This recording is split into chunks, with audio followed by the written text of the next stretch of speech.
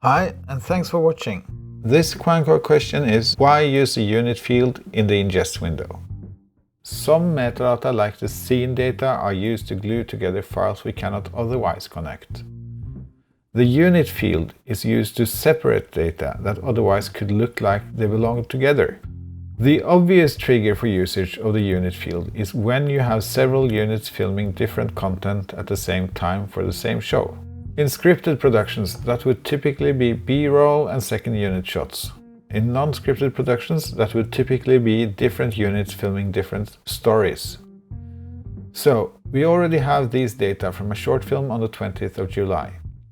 To illustrate the point, I will ingest data from a different short film, a 2-camera production, to the same date. And at ingest, I annotate these cards with a different unit than the previously ingested files. When I sort and match these files on timecode, even scene data can overlap between the two units.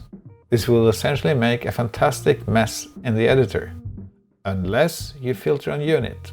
Prior to importing into Premiere, you apply the unit filter.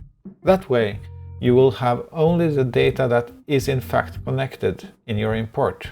Remember, when you have several units, tag all the data, the video, the audio, the metadata that is connected with the right unit.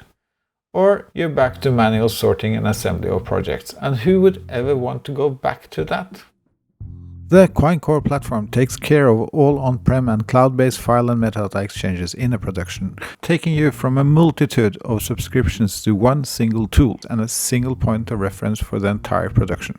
QuineCore runs on your own cloud subscription. You always own your own files. Because of this, there is zero cloud cost markup. QuineCore saves time, money, and strengthens security and management.